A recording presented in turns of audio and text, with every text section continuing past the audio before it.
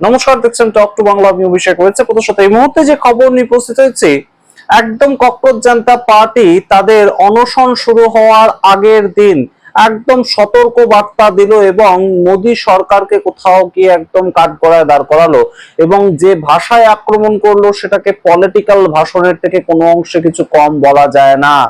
একদম সেই জায়গাটা কিন্তু ককরোচ জনতা পার্টি নিজেদের মধ্যে নিয়ে এসেছে এবং অবশ্যই এই মুহূর্তে একটা সরাসরি সম্মুখ সমরে দাঁড়িয়ে কিন্তু লড়াই এবং সেই জায়গাটাই ককরোচ জনতা পার্টি করে দেখাচ্ছে। এবং তারা যে কথাটা বলেছে যে মহারাষ্ট্রে আবারও আমরা দেখতে পেলাম যে পেপার লিক হয়ে গেল, একদম মহারাষ্ট্রের থানেতে আমরা দেখতে পেলাম যে টিচার্স এলিজিবিলিটি টেস্ট অর্থাৎ টেট পরীক্ষা, সেই পরীক্ষার পেপার লিক হয়ে গিয়েছে। এবং ককরোচ জনতা পার্টি যখন দিল্লিতে বসে যন্তর মন্তরে একদম প্রতিবাদ করছে, আন্দোলন করছে, সেই সময় মহারাষ্ট্রে আবারও পেপার লিক হয়েছে। এবং ডবল ইঞ্জিন কথাটা নরেন্দ্র মোদী নিজেই বলেছেন, অর্থাৎ কেন্দ্রে যে সরকার চলছে, রাজ্যেও সেই সরকার চললে অবশ্যই বিকাশ অনেক বড়ভাবে হবে।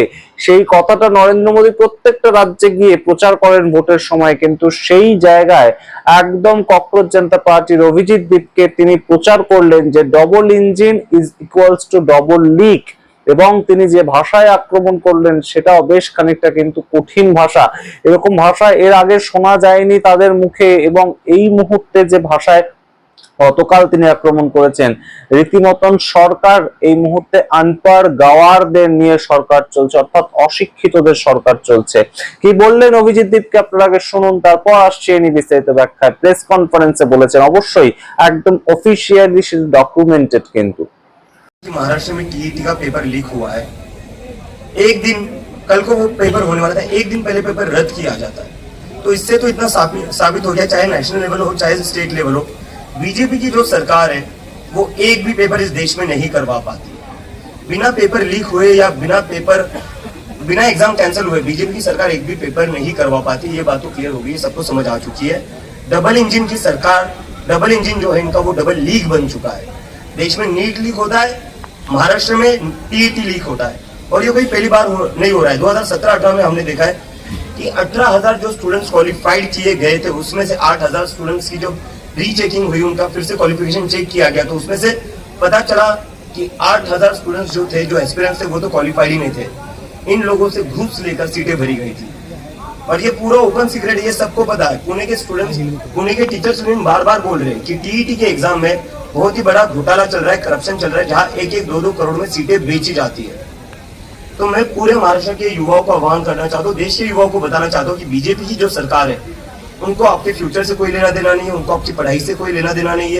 আপনারা শুনলেন অভিজিৎ দীপকের বক্তব্য। এবং অবশ্যই যে যে কথাগুলো তিনি বলছেন প্রত্যেকটা কথাই গুরুত্বপূর্ণ, কারণ এই সামগ্রিক প্রেক্ষাপটে বিভিন্ন ধরনের শিক্ষা মন্ত্রণালয় নিয়ে কিন্তু প্রশ্ন উঠছে। সেটা নিট পেপার লিক হতে পারে, সেটা এসএসসি জিডি উত্তরপ্রদেশ বিহারে পেপার লিক হতে পারে, সেটা একদম সরাসরি এই মহারাষ্ট্রের টেট পেপার লিক হতে পারে।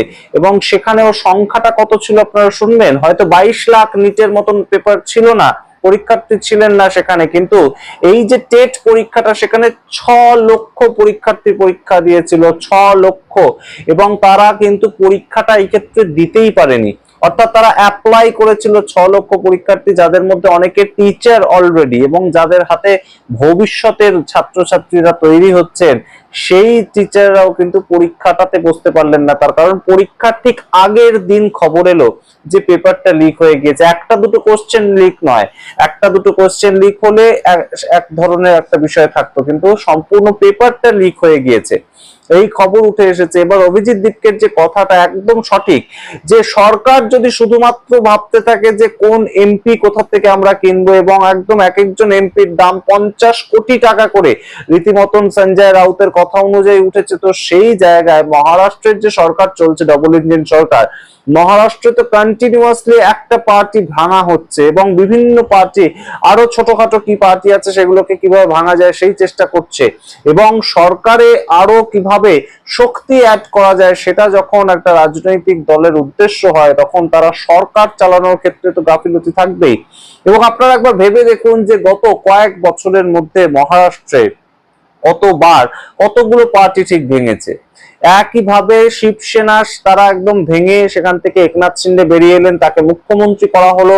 তার পরবর্তীতে একদম দেবেন্দ্র ফডনবিস তাকে মুখ্যমন্ত্রী করা হলো। এর পরবর্তীতে এই মুহূর্তে আবারও একনাথ শিন্ডের যেটুকু দল বেঁচেছিল সেখান থেকে 6 জন এমপি সরে এলেন। এবং তা শুধু তাই নয়, তার সঙ্গেও গুরুত্বপূর্ণ যে জায়গাটা, এই মুহূর্তে মহারাষ্ট্রেই আরেকটা পার্টি যেটা ইন্ডিয়া অ্যালায়েন্সের হয়ে লড়ছেন, এনসিপি শরদ পাওয়ারের পার্টি, সেটাকেও কিন্তু ভাঙার একটা প্রেক্ষাপট চলছে, তেমন খবর বারংবার উঠে আসছে। তো সেই জায়গা থেকে ডবল ইঞ্জিন স্টেটে টেট পরীক্ষায় পেপার লিক হবে, সেটা তো কোথাও গিয়ে একটা ডবল ইঞ্জিন স্টেটে ডবল পেপার লিক, সেটা বলছেন অভিজিৎ দীপকে।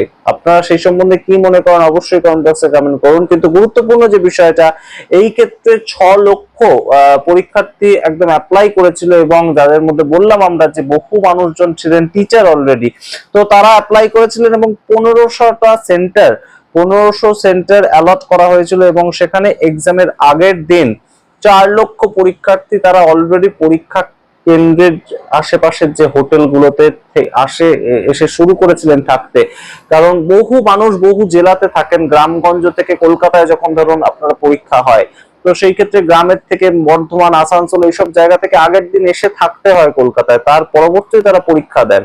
তো সেই আশেপাশের সমস্ত হোটেলে মানুষজন থাকতে শুরু করেছিল। এবং টেট মানেই অর্থাৎ একটা সরকারি চাকরির পরীক্ষা, সরকারি স্কুল টিচার হবেন একজন ছেলে বা একজন মেয়ের, এটা স্বপ্ন থাকে যে তিনি সমাজের জন্য কিছু কাজ করবেন। টিচারই পেশাটাই এই ধরনের পেশা, যে যারা শিক্ষক হন তারা অত্যন্ত এটা গর্ব অনুভব করেন যে আমরা সামাজিক কাজ করছি, আমরা শুধুমাত্র টাকা কামিয়ে জীবন কাটাচ্ছি না। তো সেই পেশাতে যারা কাজ করতে আসছেন এবং এক্সিস্টিং টিচারও যারা পরীক্ষা দিতে আসছেন, তারা সঠিকভাবে পরীক্ষা যদি না দিতে পারে, তাহলে তো অবশ্যই এই সামগ্রিক বিষয়টা নিয়ে প্রশ্ন উঠবে। এবং সেই প্রশ্নই তুলছেন অভিজিৎ দীপকে। অভিজিৎ দীপকের যে কথাটা, সেটা তিনি একটু অন্যভাবে বলেছেন, হয়তো একদম আক্রমণাত্মক সুরে বলেছেন হয়তো, কিন্তু গুরুত্বপূর্ণ যে জায়গাটা, এই কথাগুলো তো কারোর না কারোর একটা ভেতরের কথা, একদম আম জনতার ভেতরের কথা, যারা রাজনীতি করেন না, যারা কোনো না কোনো সমর্থন করেন না দলকে, যারা একদম নিউট্রাল, যারা ফ্লোটিং ভোটার, তারা তো এই কথাটাই হয়তো বলতে চাইছেন।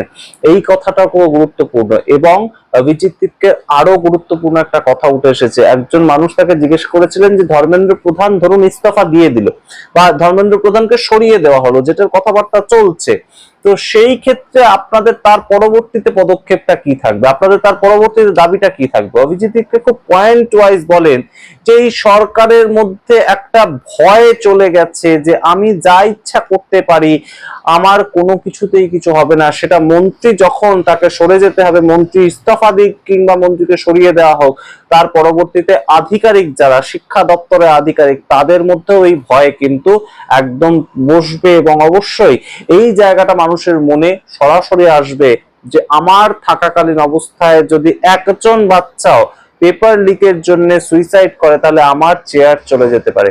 এই বিষয়টা যখন মানুষের মধ্যে আসবে, তখনই মানুষ সঠিকভাবে কাজ করবে।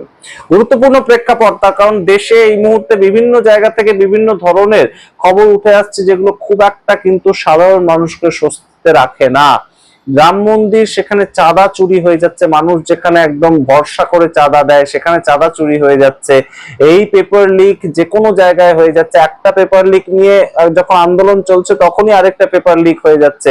আমরা দেখতে পেয়েছি কত 1 মাসের মধ্যে পর পর পেপার লিক হয়েছে। এবং সেই যে নেক্সাসটা, সেই যে একটা র্যাকেট চলছে, তাদেরকে কেউ ধরছে না কেন?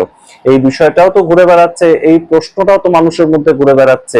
তাহলে কি রাজনৈতিক মদত রয়েছে? আমরা জানি না, তবে অবশ্যই প্রত্যেকটা জায়গাতেই কিন্তু ডবল ইঞ্জিন সরকার চলছে, যেখান থেকে পেপার লিক হচ্ছে। সেটা মহারাষ্ট্র হতে পারে, মহারাষ্ট্রের টেট পরীক্ষার ক্ষেত্রে পেপার লিক সেখানে হতে পারে। এবং অবশ্যই তাছাড়া আমরা দেখতে পেয়েছি যে নিট পেপার লিক যখন ইস্যু হয়েছে, সেটাও যেখান থেকে লিকটা হয়েছিল সেখানেও কিন্তু ডবল ইঞ্জিন সরকারই চলছে। এবং উত্তরপ্রদেশের কথা যদি আমরা বলি, তাহলে এসএসসি জিডি পরীক্ষা, লেখপাল পরীক্ষা এবং কনস্টেবল রিক্রুটমেন্ট, সেই ক্ষেত্রে পর পর পরীক্ষাগুলো কিন্তু লিক হয়ে গিয়েছে। আপনার সামগ্রিক রিপোর্টের ভিত্তিতে কি মনে করেন অবশ্যই কমেন্ট বক্সে কমেন্ট করে দেখতে থাকুন টক টু বাংলা। অবশ্যই টক টু বাংলা ইউটিউব চ্যানেলটিকে সাবস্ক্রাইব করতে ভুলবেন না, জয়েন বাটন ক্লিক করে অবশ্যই মেম্বারশিপ নিন, এবং অবশ্যই মেম্বারশিপ নিলে আমরা এগিয়ে যেতে অনেকটাই সাহস পাবো। ধন্যবাদ।